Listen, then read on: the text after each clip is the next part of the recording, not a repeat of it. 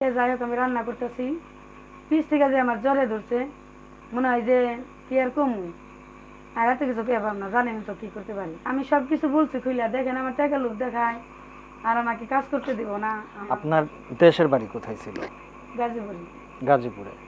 আর আপনি গাজীপুর থেকে এই দৌলতদিয়াতে কিভাবে, মানে একেবারে যদি প্রথমে আপনার প্রশ্ন করা হয় যে আপনার পরিবারে কে কে আছে? আমার পরিবারে ধরেন আমরা 3টা বোন, 2টা ভাই। হ্যাঁ। ভাই 2টা যাই বিয়ে করে নিয়ে পর হয়ে গেছে, বাপ মারে দেখাশোনা করে না, মানে বড় লোকের মেয়ে বিয়ে করে এখন আমাদের মানে পরিচয় দেয় না, বলে বাপ মা মারা গেছে, আমার ভাই বোন কেউ নাই। পরে যাই হোক আমরা 3টা বোন, 3টা বোনের মধ্যে সবার ছোট 2টা বিয়ে হয়ে গেছে, আমি সবার বড়। কারণ এখন ধরেন সব দেখাশোনা আমারই করতে হয়। এখন আমাকে বিয়ে দিতে চাই, কিন্তু আমি বিয়ে বসি না, কারণ দেখা গেতেছে আমার বান্ধবীকে বিয়ে হয়, সুখ হয় না, শান্তি হয় না, এগুলা দেখে আমি বিয়ে বসি না। আচ্ছা, ঠিক আছে। পরে ওই যে বললাম না যে আমার পাশে এক ভাই থাকতো, সেই ভাইয়ের কাছে আমার মা বলছে যে তাহলে আর একটা চাকরি দিই। এই চাকরিতে নিয়ে দিছে, আমি অনেক বাসায় যেতে পারি না, কেউ সাথে কথা বলতে পারি না। আচ্ছা। আমি আপনি পড়াশোনা কত দূর জানেন? আমি 7 পর্যন্ত পড়ছি। 7 পর্যন্ত পড়ছেন, এরপর পড়াশোনা আর হয় নাই? না, আচ্ছা। তো আমার অনেক আশা ছিল লেখাপড়া আপনি করার। কি সরাসরি এই রাজবাড়িতে আসতেন, নাকি আপনার মনে করেন যে এর আগে না, কখনো? এর আগে আমি অনেক বাসায়ও কাজ করছি, অনেক বাসায় কাজ করছি বা চাকরির জন্য খুঁজছি। অনেক মানুষ আমার দিকে খারাপ নজরে তাকায়, চাকরি তো দিব দূরের কথা, নানান কিছু প্রশ্ন করে। এক বাসায় গেলাম চাকরি লিগে, সেই বাসায় বাড়িওয়ালাও আমার দিকে লোক নজর দেয়, খারাপ নজর। পরে যাই হোক 15 দিন 10 দিন কাজ করছি, পরে বাড়িওয়ালা আমার সাথে খারাপ ব্যবহার করার পরে বাড়িওয়ালির হাতে ধরা পড়লাম। বাড়িওয়ালি কয় যে তুমি কাজ কাজ করবার লিগে আইছো, তুমি আমার জামাইয়ের সাথে এসব কেন মানে আপনার যে কথা বাড়িতে বলছো? কাজ করতেন আপনি, হ্যাঁ। আমি আমি বলি, যে বাড়িতে আপনি কাজ করতেন সে বাড়িওয়ালার সঙ্গে আপনার প্রথম বাড়িওয়ালার স্পর্শ আপনি পান আপনার সঙ্গে, নাকি নাকি তার আগে না, আপনি? মানে এমনি কোনো খারাপই না, মানে সে আর কি খারাপ নজরে তাকায় আর আমার সারা শরীর খালি হাতাবাতা করে যে তোমার শরীরটা কি সুন্দর নরম, তুমি বিয়ে বসো না কেন, তুমি কাম করে খাও, তোমার কষ্ট হয় না, তুমি কাম করবা না, তোমার যা একটু যা লাগে সব আমি দিমু, আমার বউ জানি না বোঝে, এ তো এইসব আজু বাজু কথাবার্তা বলে। হ্যাঁ।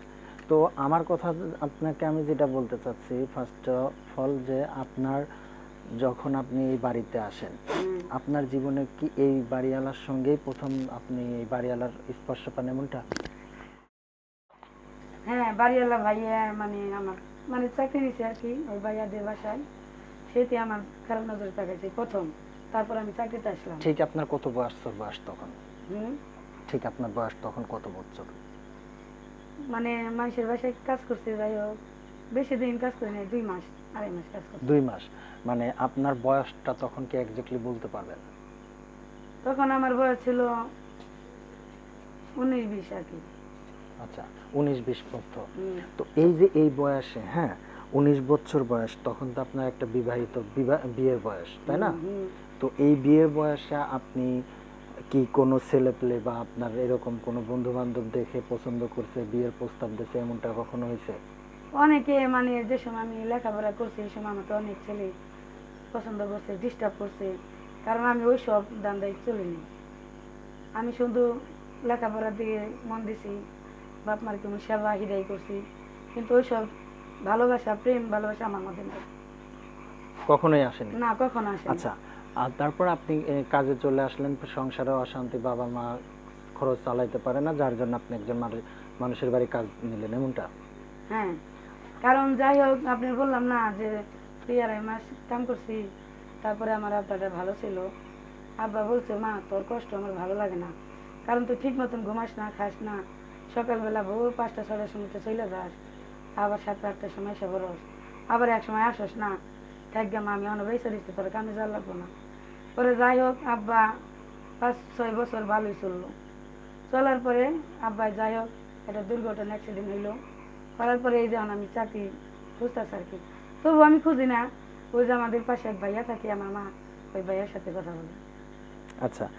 পরবর্তীতে ওই ভাইয়ের সঙ্গে আপনি যোগাযোগ করে কি ওই বাড়িতে, যে বাড়িতে কাজ করতেন সেই বাড়ির কাজ ছেড়ে আপনি চলে আসলেন এই জগতে এমনটা। হ্যাঁ হ্যাঁ হ্যাঁ তো আমি যদি বাড়িওয়ালার সঙ্গে আপনার প্রশ্নটার দিকে যাই, তো প্রথম যেহেতু আপনি একজন মানে বাড়িওয়ালার সঙ্গে আপনার সম্পর্ক হয়, তার বয়সটা ঠিক কত ছিল?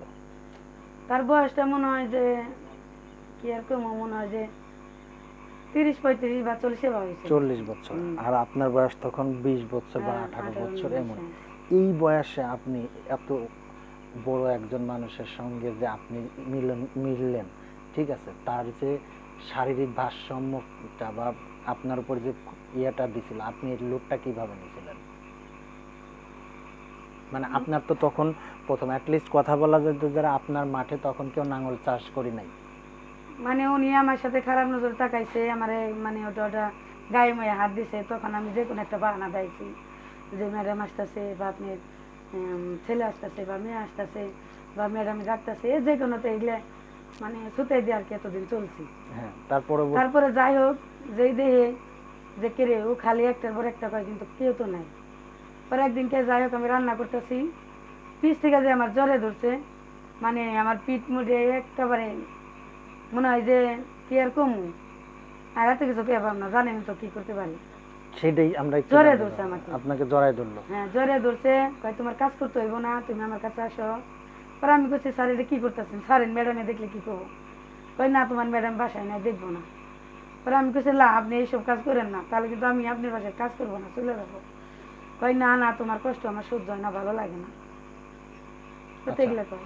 তো এখন দেখা যাচ্ছে যে আপনার যে ইয়ের কথা বললেন আপনি, হ্যাঁ, হুম যে আপনার বাড়িওয়ালার সঙ্গে আপনার যে সম্পর্ক মিলন হলো, হুম। তো বাড়িওয়ালার বউ বা বাড়িওয়ালার ছেলে কখনো বুঝতে পারে নাই? বাড়িয়ালির মেয়েটা বুঝতে পারছে, ছেলেও বুঝে নাই, বাড়িয়ালিও বুঝে নাই, পরে বুঝছে বাড়িয়ালি। মানে মেয়েটা বলছে যে আম্মু আব্বুর ব্যবসা কিন্তু খারাপ, কাজের মেয়ের সাথে কিরকম করে। আমি কিন্তু অনেকে দেখছি, কিন্তু তোমাকে বলি নাই, আজকে তোমাকে আমি বললাম এই কাজের মেয়েটারে তুমি বাসায় রাখো না, তাকে বিদায় করে দাও। আচ্ছা, তারপরে আপনি যখন এই যে কাজের মেয়ের এই কথা বললো, আপনার তার সঙ্গে কতবার মিলন হয়েছিল? একদিনও মিলে নাই। একদিনও মিলন না, হয়নি? এমনি খালি আমার সাথে মানে হাত ধরাধরি জড়াজড়ি এগুলো হয়েছে। হ্যাঁ। তো হাত ধরাধরি জড়াজড়ি হলো, তাহলে পরবর্তীতে আপনি কি তার ওয়াইফের সঙ্গে আলোচনা করেন বা বাড়ির কারোর কাছে বলেন না, নাই? ওই যে উনার মেয়ে বললো যে কাজের মেয়ে আর আপু কথাবার্তা বলে আমার এগুলো ভালো লাগে না। পরে যাই হোক আমি ওনার প্র্যাকটিস হলাম, যাই হোক আপনার জন্য যাই নাই গেছেন গা বা শুনছেন, ও তো এগুলো এগুলো আমার সাথে করে, আমি এগুলা আপনাকে কই যে ম্যাডাম আসতেছে, আপনার মেয়ে আসতেছে, ছেলে আসতেছে, এগুলা কই ওকে মানে ওনাকে আমি ধরে রাখি, তাই আমি কাজ করি। আপনার কাছে কইতে চাই যদি আপনার আবার তারা বকেন কিছুক্ষণ, তাই কই না, থাকবেন ভালো হয়ে যাবো, কারণ দিই না তা দিয়ে ভালো হয় না।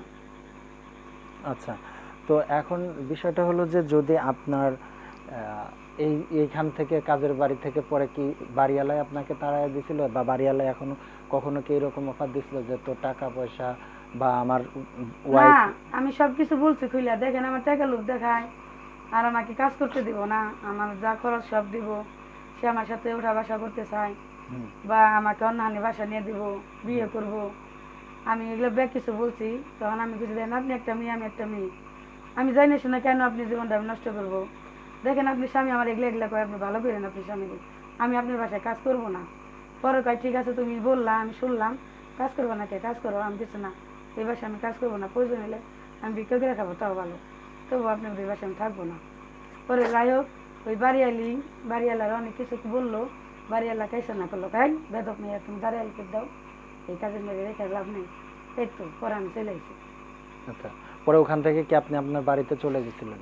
বাড়িতে চলে গেছিলাম। কত করে টাকা দিত আপনার? টাকা দিত 3000 টাকা করে দিত। মান্থলি? জি প্রতি মাসে? হ্যাঁ, প্রতি মাসে 3000 করে টাকা দিত, আর প্রতিদিন যা রান্তাম খাইতাম, আবার বাসায় কিছু লইয়া আসতাম। তো প্রিয় দর্শক, বরাবর তো বলে আসে আমাদের এই অনুষ্ঠানগুলো শুধুমাত্র বিনোদনের জন্য করা হয়। বিভিন্ন এই সকল অসময় মানুষগুলোর জীবনের গল্পগুলো আমরা আপনাদের মাঝে তুলে ধরি। তো আজকে একজন ঝর্ণার জীবনের গল্পের কিছুটা একটা পর্ব আপনাদের মাঝে তুলে ধরার চেষ্টা করছি। তো আগামী পর্বে ঝর্ণা কিভাবে এখন সবার জীবনে ঝড় তুলছে সেই গল্প নিয়ে আমরা আগামী পর্বে দেখা করবো আপনাদের সঙ্গে। সেই পর্যন্ত অবশ্যই আমাদের সাথে থাকতে হবে। সবাইকে অসংখ্য ধন্যবাদ।